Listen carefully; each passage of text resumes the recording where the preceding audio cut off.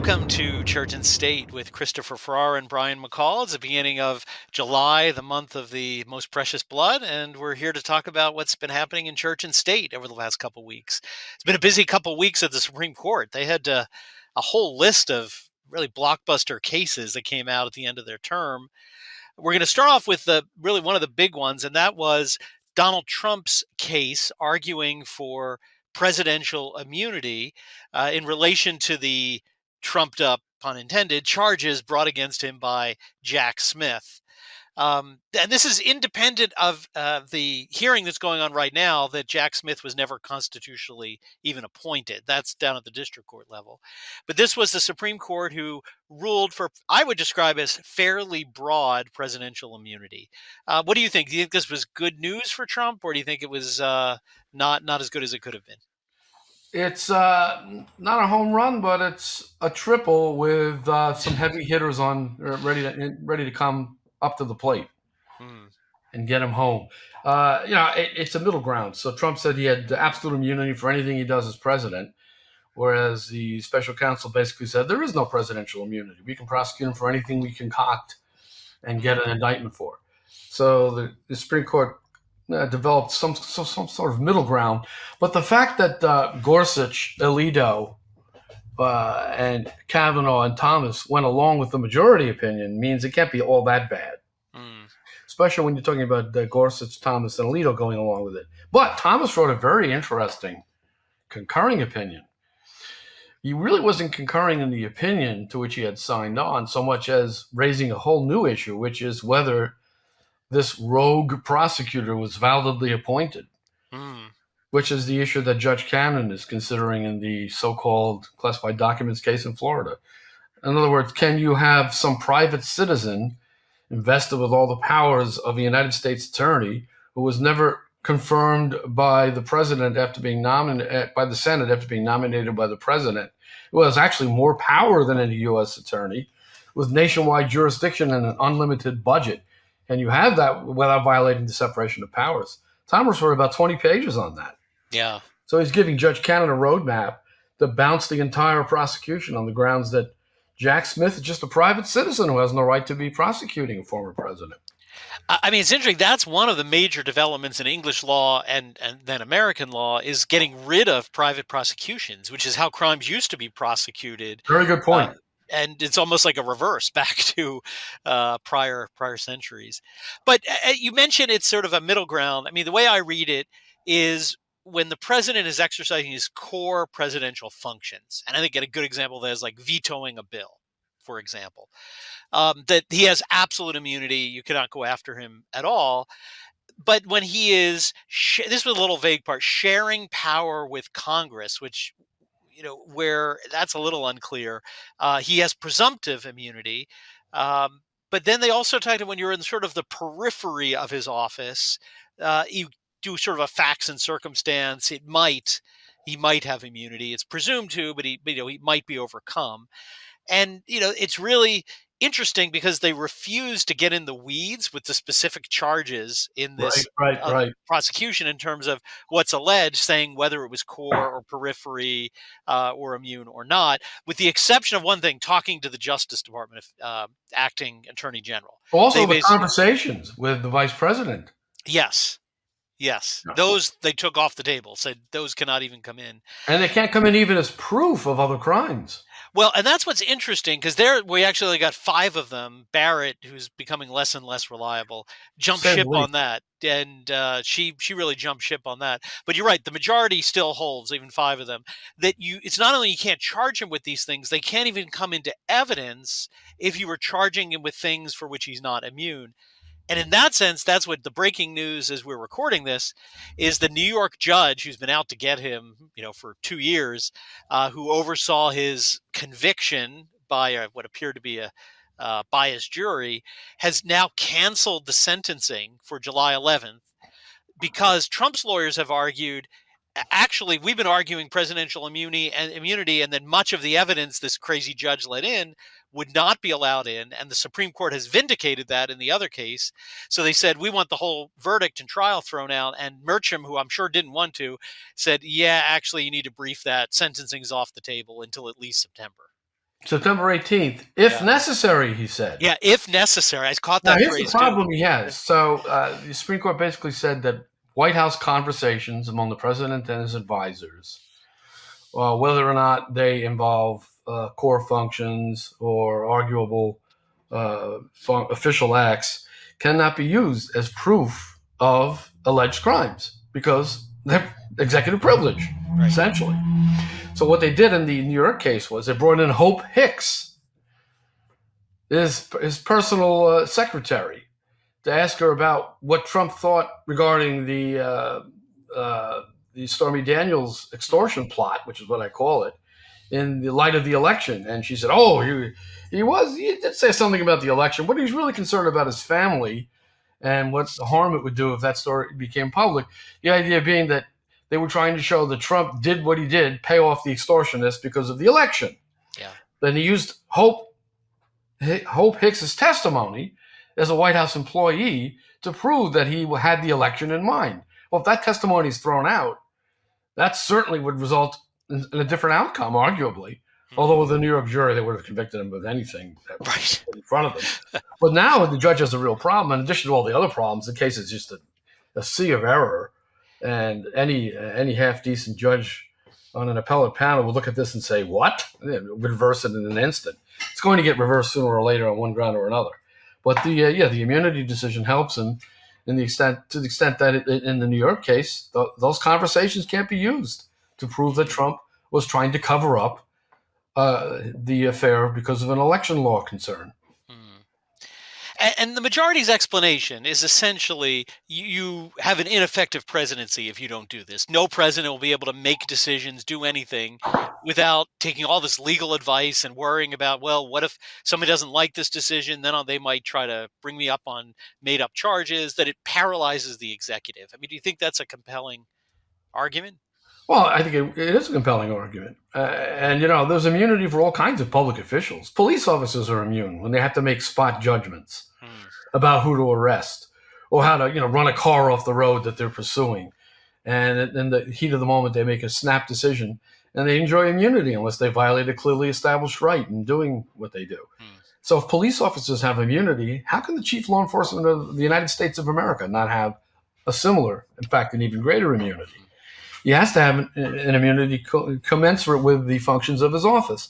I think the decision is overly complicated, though.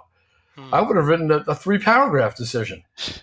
Well, they haven't done that for 200 years. 3-paragraph decision would basically say the president is immune from criminal prosecution for any act he takes within the authority of his office. That's the first paragraph.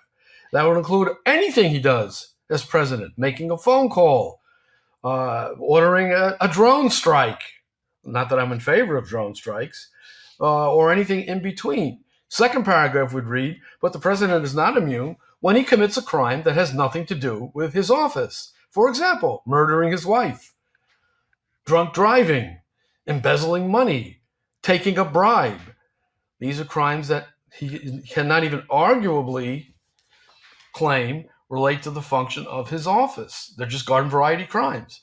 And then the third paragraph would be, the reason for this decision is we can't have presidents being prosecuted for anything pertaining to legitimate activities of a president while in office, including basically anything a president does that a president has the right to do. And that includes calling up the Secretary of State in Georgia and basically saying, you need to find 15,000 votes, meaning the votes that they were hiding.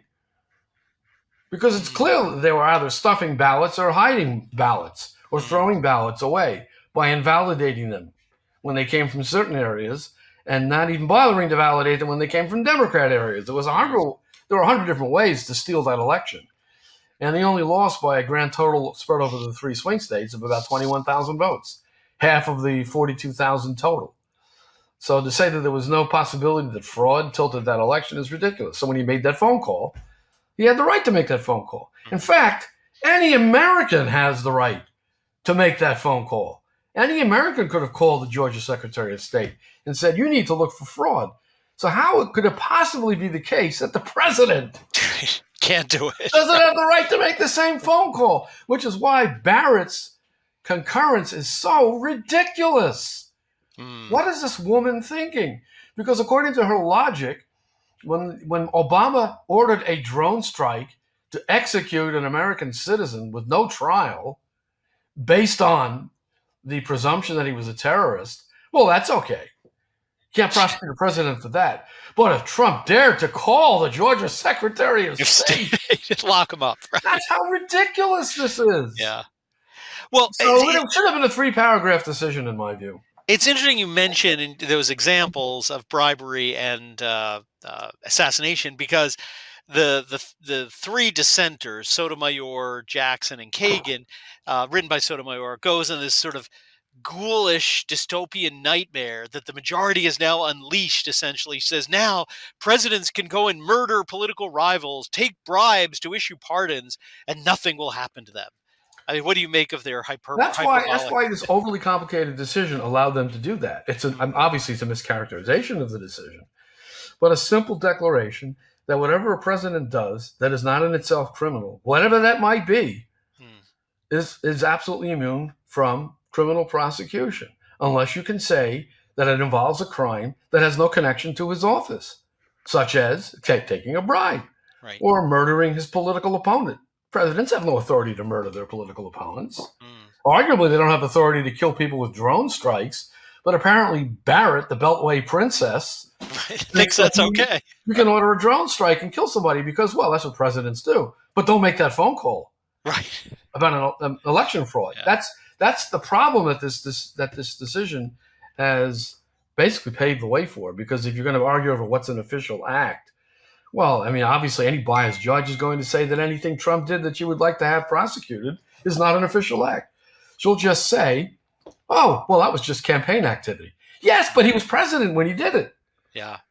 Doesn't a president have the right to campaign? Under my simple test, if a president does something in connection with his reelection campaign, presidents have the right to make phone calls in connection with their reelection campaign. And they have the right to question the outcome of an election. And by the way, how do you prosecute Trump for pressing people to look into fraud and challenging the election, which they say was a false challenge, when half of the American people believe Yes. the election was stolen? But Trump alone is alleged not to have really believed it, and so he was committing a fraud. That prosecution is ridiculous. It will never get the trial, in my opinion.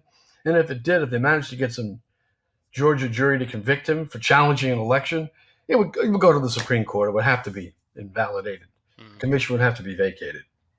Well, again, presumably this ruling calls into question that case. And on Right. top of that, they also issued a ruling recently dismissing the obstruction charges against people who were arrested who were at the Capitol on January 6th, which is exactly the same charge that is contained in the other indictment by Jack Smith. So presumably he's got to withdraw some charges in that District Columbia case. Well, here again, Barrett, the Beltway princess, has betrayed us again because she joins the dissenters. Yeah. Oh, what's the problem? There are lots of broad statutes out there, so this can be broad too. Yeah. So, so she has no problem with political protesters who happen to occupy a government building getting sentenced to 20 years in prison for obstructing an official proceeding, which is what every demonstration does in the context of every government function, in every government building, including the invasion of the Senate chamber during the Kavanaugh confirmation hearings. Exactly. How many of those were charged? That's not her decision is not a reasoned decision. It's a silly decision, Yeah. and it's driven by emotions. She's swept up in the emotion of the moment. We can't let Trump get away with this insurrection, which wasn't an insurrection. Hmm. No one was charged with insurrection. Well, it's going to be interesting to see how this plays out. It's unclear whether his opponent, the person who's sleeping in the White House, is even awake to know what's going on. Since I read today, he said he almost fell asleep during the debate, the presidential debate. After a week of resting. Right, after a week of resting. But interesting. Well, crazy things are also going on in the Vatican. There's been very credible reports in the last couple of weeks from sources that predicted Traditionis Custodes pretty accurately that there is in the works a suppression document, and this is their words actually, final solution to the traditional Latin Mass. Yeah, that's what the sources are quoting, to completely remove it from Catholic churches.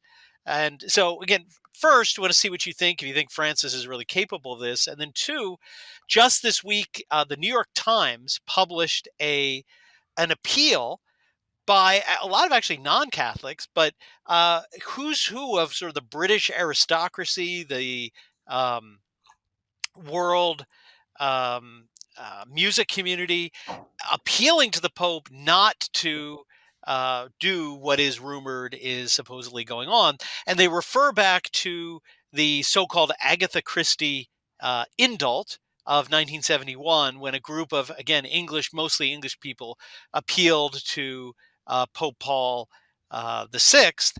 So among those of support, for example, Princess Michael of Kent, who's I think like eighth or nine in line to the British throne, Tristram Hunt, who's the director of the Victoria and Albert Museum, Sir Nicholas Coleridge, chairman of the Historic Royal Palaces, Lord Stirrup, former chief of the defense staff, um, as well as Lord Alton of Liverpool, Lord Bailey of Paddington.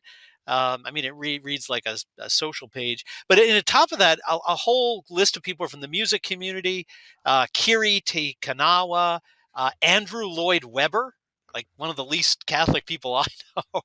Andrew Lloyd Webber and his Andrew and Julian Lloyd Webber, Imogen Cooper, Widgemore Hall artistic director John Gilhooly, and really a very short appeal accompanied by an article that will appear, that is in the Times as well, which was written by Sir James Macmillan. I just want to quote two lines from it. The traditional Latin Mass is a jewel that must be treasured, and he deplores, quote, petty Philistine authoritarianism of Vatican factions trying to ban it. What do you Well, make of all this? yeah, well, the Pope had a reputation before he became Pope of being basically a rather obnoxious, vulgar personality.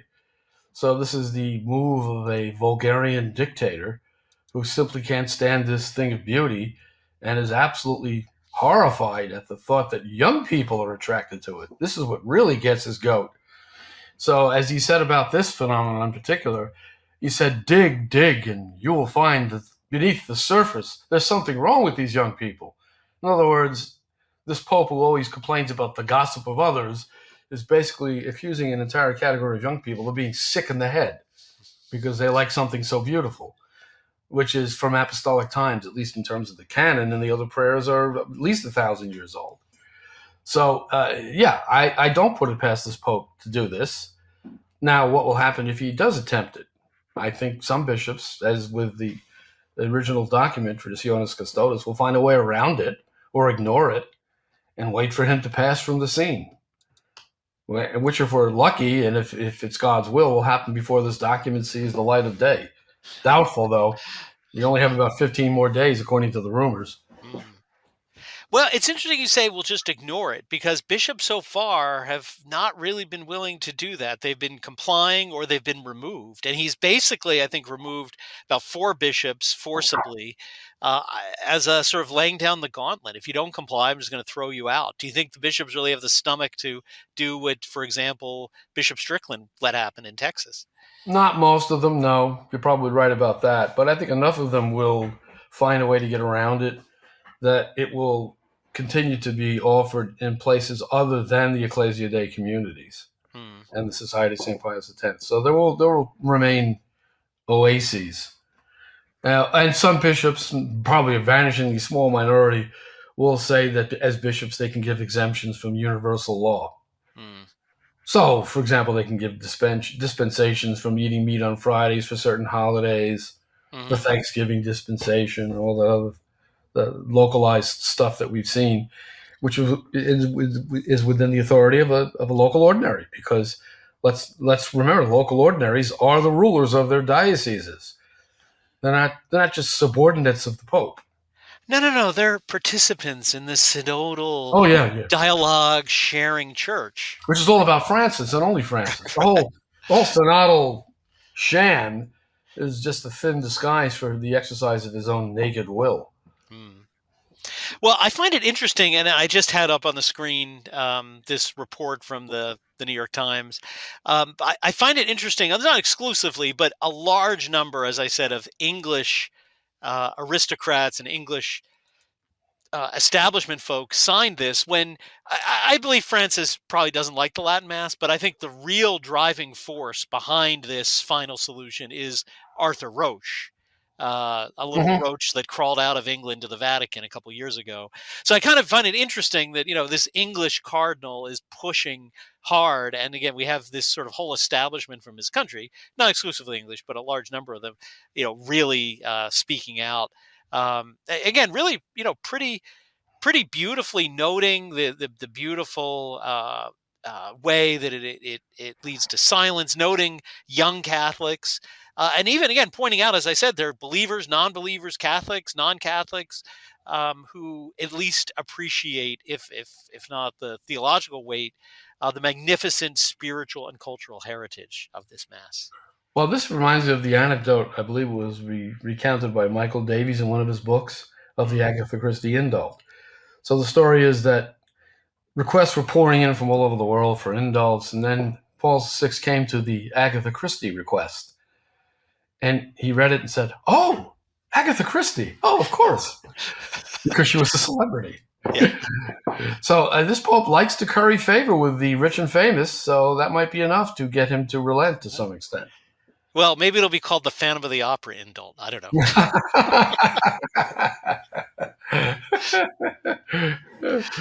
Well, But I don't no, know. but no, I agree with you. I mean, I think it certainly will survive. I mean, the mass will not disappear. I think even on the official level, he's going to say the Ecclesia Dei communities, although he's going to probably try to squeeze them with offering some incense to the Novus Ordo some way, but he'll allow it there. Um, but he really wants to get it out of parish churches, is what's clear. That they don't want you to be able to walk to your local parish church and stumble upon this. They want it to be, you've got to drive 2 hours to some church in the middle of a cemetery, at the far flung reach of the diocese that they happen to give to the Institute of Christ the King. Yeah, because if you allow it in the parishes, the patient might actually survive. But no, no, Right. no, no. We must assure that the patient in the ICU is actually neglected to the point of death. You have to finish the malpractice and make sure the patient dies. That's how sick this whole thing is. The reason he's afraid of the Latin Mass in parishes is that people are attracted to it, and the church might actually revive. Right. Yeah, I mean, extraordinary. That's the state we're in this complete auto destruction, to use Paul VI's term, of the church that's been going on. Well, over Um, the next 3 to 4 months, we'll have a lot more to talk about in the Department of yeah, Extraordinary Wonders Never Before Seen in the history of church or state, absolutely, including this threatened document. absolutely. I'll be very interested to see what happens in the United States of America as the reality of a re-election for Trump settles in with his worst opponents. Who knows what they'll do in an effort Well, to prevent that? I'm not putting aside the possibility of World War III. well, and they are clearly in full panic mode after this debacle where Biden announced that he had destroyed Medicaid, Medicare. I finally beat Medicare. I finally beat Medicare. Yeah, I mean they're in full panic mode, and rightly so. I mean, even CNN is publishing polls that show there's no way this, you know, poster child for early stage or late stage dementia would actually get enough votes to overcome Trump. Looks like he has Parkinson's. And let's not forget, he had two brain bleeds, one of which at least required open craniotomy.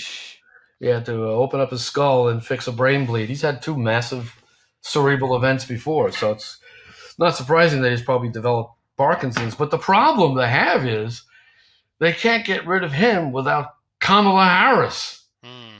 being the nominee because they can't get rid of her, and she's even less popular than he is. Well, and I actually was reading, it's even more complicated. They not just the embarrassment of getting rid of her, but apparently all the money they've raised.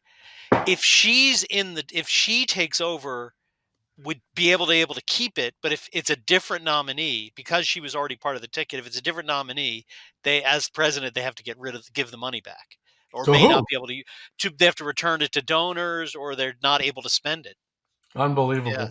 so they're in a bind. I But I think don't. Yeah, I think they're going to be stuck with Biden. yeah. Well, it's they made So their bed. the only option now, they have two options now that might save them. Put Trump in a jail cell, option number one, or assassinate Trump. Yeah. That's Well, about it. the first one, he may actually increase his share of the votes from a jail There's a cell. couple of commentators that Yeah, actually openly called for Trump's assassination. yeah, Unbelievable. yeah. But the liberals on the Supreme Court are worried about that. Trump's going to do that now. Well, Roberts really scorched the ridiculous dissenters in his majority Yeah, opinion. he did. He basically said they have nothing in terms of reasoning to offer. It's all emotional nonsense. Wow.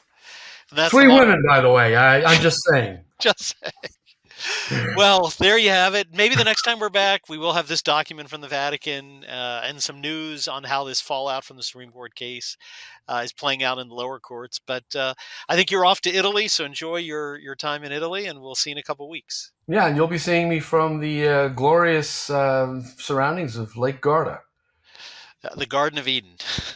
the earthly paradise. Okay, Ron. Till next All right. time. Till next time. Take care. God bless.